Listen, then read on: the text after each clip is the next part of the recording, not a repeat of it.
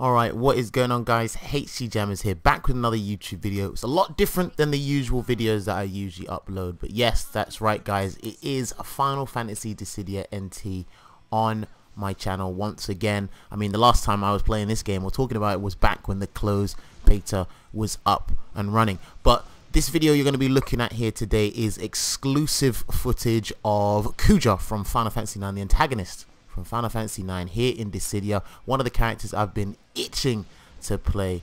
But you know, before we jump into the video itself and actually talk about the character and my general thoughts on him and the game, I'd like to a big thank you to Ria and the rest of the Square Enix, the UK team, for inviting me down to their offices in central London and allowing me to get exclusive footage on Dissidia.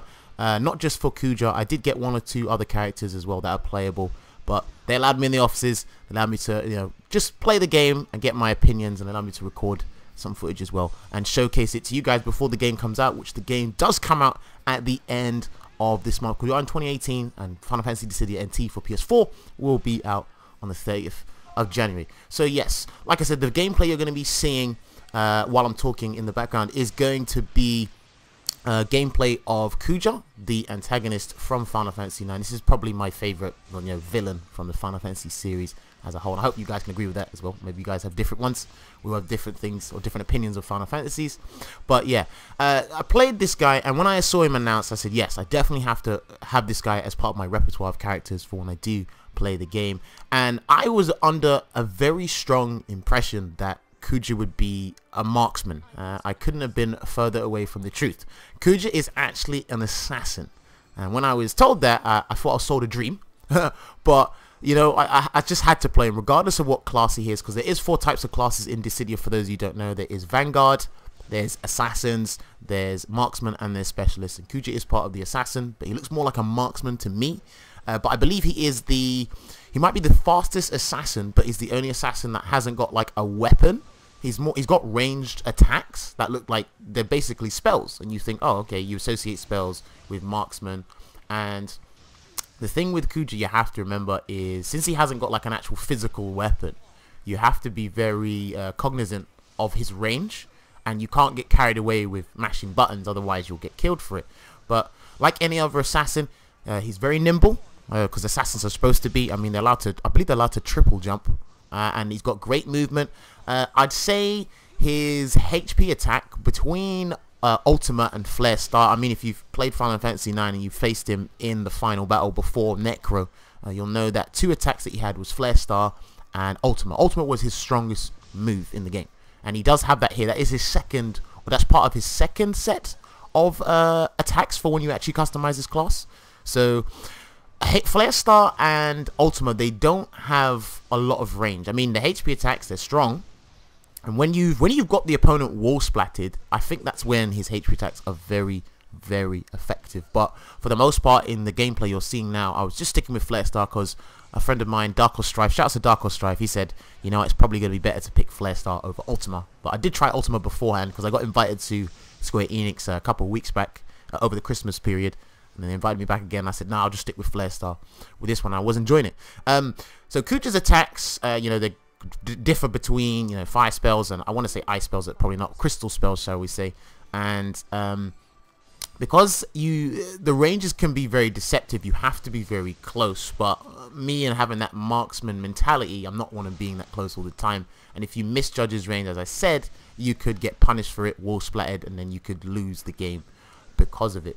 But with this guy, you've got to learn to traverse the map smoothly and swiftly, as well as utilizing all his attacks. I mean, he's got an attack, I think it's down and X. Yeah, I think it's a grounded attack for sure.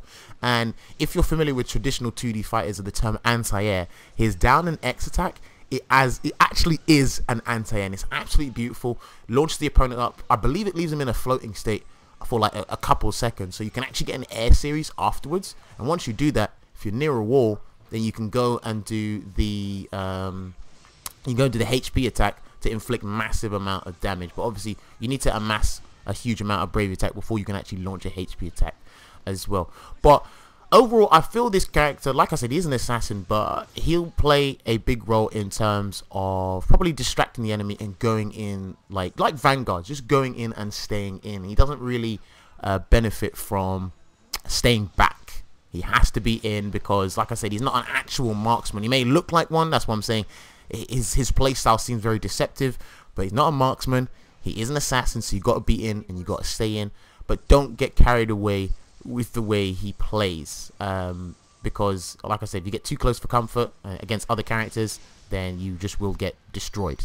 And you have to think about it, because I was with other YouTubers as well when we were playing, and we were actually, like, you know, discussing and really going into this thing about, you know, what characters would be what maps would be beneficial to certain characters and what maps would be detrimental to certain characters. I feel one of the stages that would probably benefit Kuja the most is actually the Final Fantasy 9 stage, Alexandra, I believe it is, or that is the stages from there. And I think Dissidia Island will be alright as well, because knowing what stages you're on, because you actually can't pick your stages, the stages come at random in this game, so you've got to be willingly, or you have to memorize all the stages and know which ones are beneficial and detrimental to your character in the end game. That will kind of help you, you know, towards achieving victory. I mean, if you have a team of assassins, it might be completely fine as long as you guys are extremely nimble and just not sitting still. You'll be fine. But yeah, I'm definitely gonna have this guy as part of my repertoire of characters. I don't know if he'll be like my official, like, main character for this game, because I kind of fell in love with the marksman type of classes because of the way they're playing and what they do. I know some of the spells they concoct are pretty slow, but you know, we can work with those there. But, you know, other than that, I gotta say, if you're interested in this game and you want a unique type of assassin, because I know the other assassins like Zidane, Squall, Tidus, they're all there. They feel like generic assassins, but like I said, Kuja is the only assassin that doesn't have a physical weapon. I mean, like, you can see his weapons there with his spells and everything, but you've got to play really smart, and you've got to think long term with this character, because I feel when the game comes out, assassins may dominate dominate for about the first three weeks to a month. They might dominate like that, but Kuja, if you're thinking long term, I feel this guy will be very effective in the long run, you know, 6 months, 7 months down the line when the game is actually released. So definitely think about picking him up. I mean, if you're a Final Fantasy fan like myself, then you have no reason to not pick him up. But don't worry about being destroyed in the first week or the first 2 weeks, because everyone's learning the game. But like I said, think long term, think of the longevity behind it, and I reckon this guy will pack a punch. I don't know if they're gonna add any more, like, extra classes to the characters in terms of, you know, because there's battle set A and there's battle set B. Like, they're like weapon loadouts. If you want to compare it to something, think about Call of Duty when you have your custom classes. There are 2 battle sets for each character. I'm not sure if they're gonna implement more. I heard they are gonna implement more characters into the game, but we'll have to see. There's gonna be a plethora of characters when this game comes out in general, which I'm looking forward to, because there's just a wide variety of Final Fantasy protagonists and antagonists to look forward to and try out. And like I said, this guy's part of my repertoire, along with, I'm going to pick Terra. I'm definitely going to try Ultimacia, which they weren't in the build we were playing, unfortunately. Well, Terra was, but Ultimacia wasn't. I want to try out Noctis, and I definitely want to try out another guy. I did get footage of this guy. His name is Garland, and I'm going to upload that another day. But yeah, that was pretty much it. So that's just my general thoughts on, you know, Kuja. He's an assassin. Be nimble.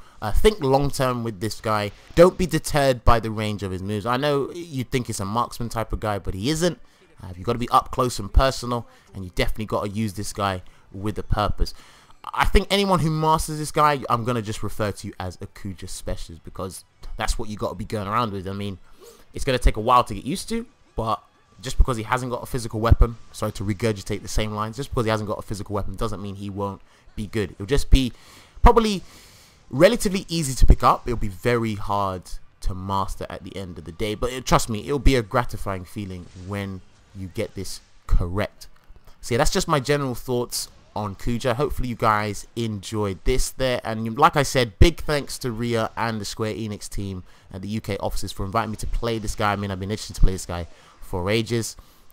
Make sure, if you are looking forward to getting this game, you can pre-order it now if you want to.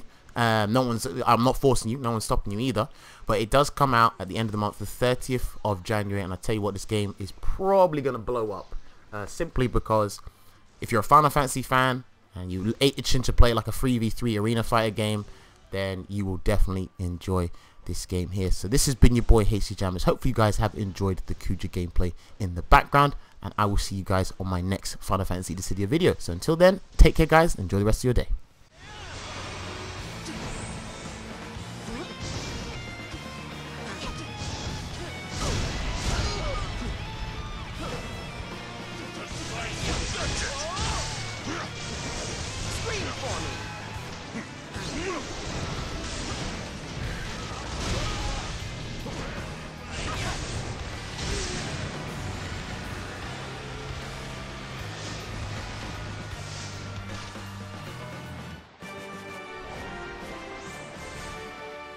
You lot are more fit to be fools than fighters.